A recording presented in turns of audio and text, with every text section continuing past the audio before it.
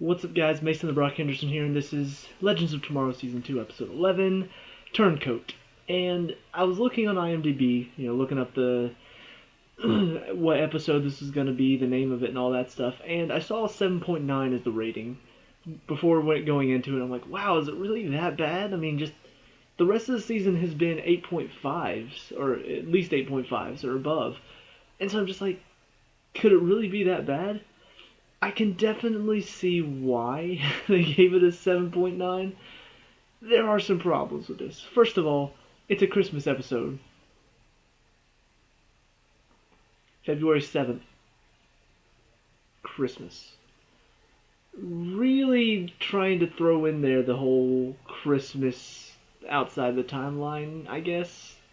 Trying to make a joke about it, maybe. I don't know, it wasn't very clear what they were trying to do with that. It just kind of came off as confused, like this episode was supposed to be a long time ago. So, I don't know, it was weird that it was Christmas. Another problem I did have, the fact that Sarah was just so easily brought back to life. Like, once again, the show, or not just the show, all of the CW shows are like, oh, so-and-so is dead. Nah, just kidding. Yeah, first she gets shot in the stomach and then breaks her neck, and Gideon's just like, oh, but her brain's still on, so yeah, we can bring her back to life. Like, wait, what? Really? You can bring back to life a broken neck? There's a joke to be had here. This show's giving me a pain in the neck. Okay, anyway. But yeah, that was just kind of weird for me. I'm just like, okay, yeah, you can just bring back to life somebody who's had their neck broken.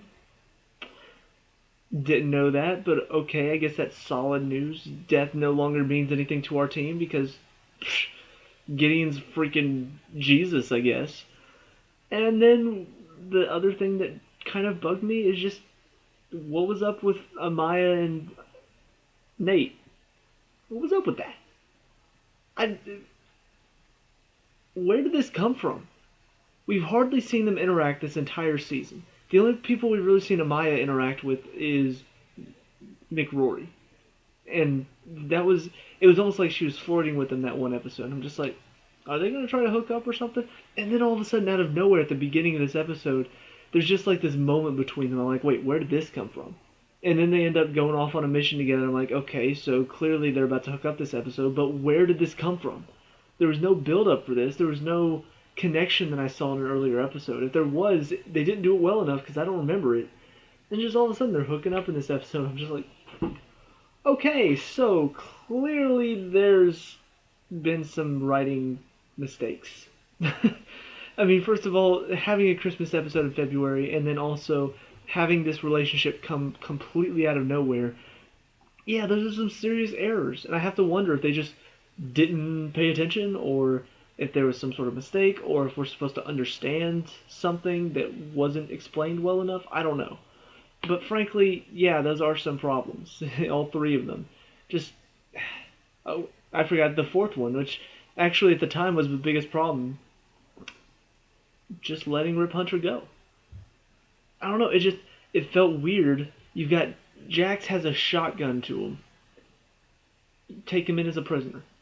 But no, they're just like, okay, just let him go. I'm like, first of all, he's Rip Hunter, so he knows where the rest of the Spear of Destiny is.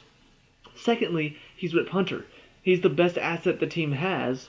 You're telling me that you're not going to try to bring him back in and try to see if you can fix his memories? Third, he's Rip Hunter. He's a huge asset to the evil team now that he's evil. He knows so much. Well, he was one of the reasons why the team was so good in the first season. And obviously now they've gotten better, and I like the fact that they've slowly gotten better as the season's gone along. Now they're like really effective even without some of their powers. But the fourth and biggest one, he's got the Spear of Destiny on him. It's like, give me the Spear of Destiny or I'm going to shoot your leg. I'm going to break your leg. No, nothing. No threatening, no nothing. Just like, oh, just let him go. But he's got the Spear of Destiny. No, just let him go. It's better that you don't shoot him because it'll make you feel better. But he's got the Spear of Destiny. It doesn't matter. Obviously, I don't want Jax to shoot him and kill him because Yeah, I agree. That would change Jax. That would turn him into something that he's not. I agree with that completely. That does not mean you just let him leave with the Spear of Destiny. It's just like the whole medallion thing at the first half of the season where Sarah gives up the medallion to save Martin's life. Okay, yes, clearly Martin is an important part of the team, but you give away the one thing that the bad guys need. You give them the thing that they need the most instead of just trying to get the information out of them or trying to figure it out on your own. No, you have to give the bad guys exactly what they need because who really cares about the timeline, right? Let the bad guys have whatever. How many times is that going to happen this season? Where they're going to get to a Spear of Destiny piece first, and then next thing you know, all of a sudden here come the bad guys. Oh, if you don't give us that Spear of Destiny, we're going to shoot this guy. Oh, okay, here you go, have it. They get to the next one. If you don't give us a Spear of Destiny, we're going to sneak into your ship while you sleep and draw little faces on you. Oh, no. Here, have the Spear of Destiny. I mean, really, it's just so easy to give away what the bad guys need this season. And honestly, that is a problem. And all of these things are problems. However, I look at this show and I compare it to shows like Supergirl, like Bones, like Arrow at times. The one thing that this show has that those shows do not is that despite the mistakes, the rest of it is really good. And I say that because it's just so much fun to watch. Yeah, that stuff is annoying, but not only is there so much good around it, that's one of the few mistakes that this season has made. You know, obviously the medallion was another one, but overall, I've not been that upset with this season. I think it's been rather clever in some of the choices it's decided to make and all of that. I think this has been a good season. The mistakes have been just a few. And while this episode has several mistakes in it, there's still so much good and so much fun around it. I can kind of look past those mistakes and say, okay, you know what? Maybe this is just one episode, just this mistake. Maybe from here on out, there will be no more mistakes. I can look at that and say, I have hope that there will be no more mistakes. These other shows, when they make mistakes, it's like, yeah, but this show has shown me nothing to convince me that the mistakes won't continue. Because I've seen so many, I've seen so little redeeming qualities to save it from that, you know? But, perfect example, this episode starts off brilliantly. Absolutely brilliantly. I talked about last episode how it started off with Damien Dark doing the narration, talking about, I'm with the Legion of Doom. I've teamed up with Malcolm Merlin. That in itself was awesome. This one starts off even better. Because Mick is the one doing the narration. What, you idiots haven't figured this out by now? We're time travelers, and we go back and save people. But we don't really do it cleanly. We mess up the timeline, so don't call us heroes. We're legends. Who writes this crap anyway? It was so funny. I'm just like, see, that is the type of clever stuff that this show does. It's really funny. It's a lot of fun to watch. The fight scenes are really interesting. The timeline stuff or the time travel stuff is always a lot of fun. I mean, just watching them in Revolutionary War times is fun.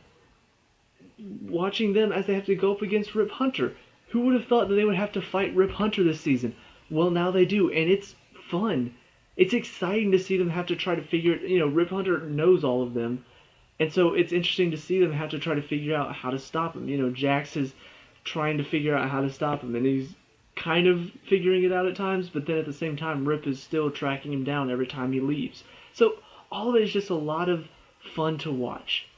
I can't remember, there were a couple scenes that just stood out in my mind. One in particular was the end of it, you know, where Jax is going through the ship trying to stay one step ahead of Rip, and it feels like he is at times, and then all of a sudden, like, Rip, he dodges some sort of trap, or he figures out what Jax is trying to do, and it's just like, at every turn, it feels like Jax tries to stop him. Rip dodges the trap.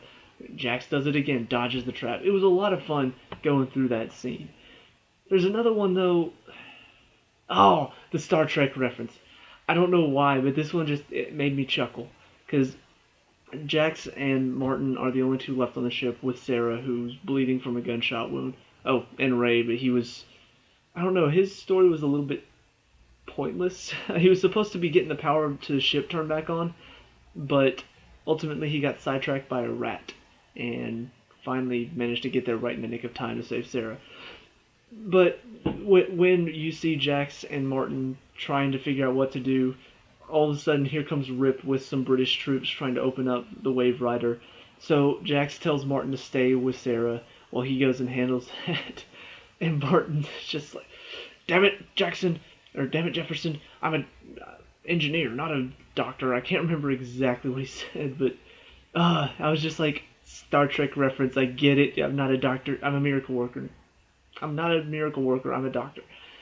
It was funny. It was really funny. I appreciated it. I appreciated the reference. But all in all, I mean, just stuff like that. Some of the funny lines in between the people. I mean, some of the banter between Mick Rory and George Washington in this was funny. All around, it's really a fun show to watch. And so, despite the mistakes, I will still say I really enjoyed this episode. I still think it's got enough going for it. It's got enough positive positive things to look at that you don't really notice the mistakes as much as in other shows where it's mistake after mistake after mistake after mistake. So really, really appreciated it. Really like this episode. Hopefully they can continue to go along what last episode brought us, with all of the Legion of Doom stuff and everything there. And hopefully the mistakes will start to not appear as often. Obviously this one episode had quite a few, but I think the show has shown enough that the mistakes are kind of a rarity. It's not something that you come to expect out of it. So whenever it does happen, that's why it's so much more noticeable, I think. So yeah, really enjoyed this episode. I'm looking forward to see what they're gonna do next. There wasn't an episode last night, so I have a week to get. I'm officially caught up on it, so I have a week before I have to watch the next one. But yeah, it's really enjoying it. So let me know what you guys think down in the comment section below. What did you like and dislike about this episode? Let me know. We can talk about and discuss all that good stuff. Leave a like and subscribe for future Legends of Tomorrow, and I will see you at the next one. Peace out.